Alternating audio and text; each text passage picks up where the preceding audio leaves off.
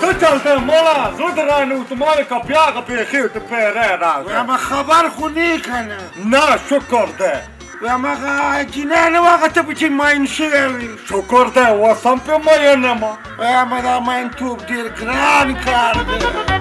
وایم زړه مې در باندې سوځي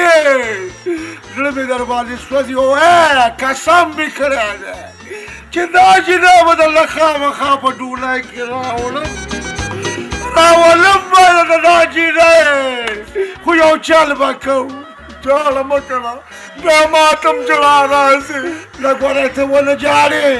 ته ونه جاړې بیا دې پوزه ساسي او د مچانو فوج به راپسې د خدای خاطر وکړه ته ونه جاړې که څه وایه ته به داسې حساب دی که نه چې زه به د ځان نه خان جوړ کړم او ته به د ځان نه نوکر جوړ کړې وایم چې دا کار چې څنګه زه کول غواړم که چې دا کار ستا دپاره وکړم لکه زما دپاره یې رضا کې نو نور دا که خبره ده ویم دا دی وګوره اوس پوه شوې هوښیار شوې د خیره سره نه مړه دومره هم کم عقل نه یم تا په خبره ایسته رسمه زه درسه بله خبره کوم داسې چل دی که الله کړي خیر یې که نه الله کړي خیر یې به داسې به وکړو که نه چې لاړ به شو بازار ته بازار ته چې لاړ شو که نه نو هلته به ما دپاره واخلي یو نوې جوړه چې زه پکې خان ښکاره شم پوه شوې که نه ته به ځان له د نوکر جوړه واخلې او ما له به د خانه جوړه واخلي بس وار به شو د خیره سره او انشاءالله که الله تعالی کړي خیر ستا دا کار به وشي د خیره زه اوس ستا په خبره پوره ورسېدم لکه ته به ورته زما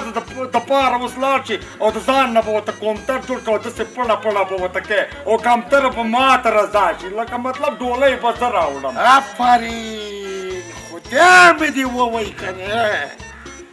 ډېر هوښیار شي ته په خدای اعتبار وکړه مخکې خو داسې نه وي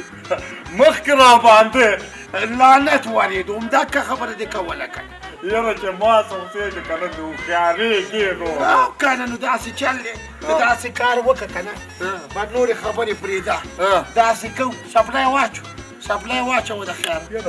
بس وروستو چې زه د دې جوړې غم وکړو خان ښکاره شمه که نه صحیح ده بس زه به دې خان یم او ته به مې نوکر یې پرېږده چې دا کار درله وکړمه چې زړه دې خوشحاله شي په همدې کې به خیر وي راځه راځه الله دې پکې خیر واچوي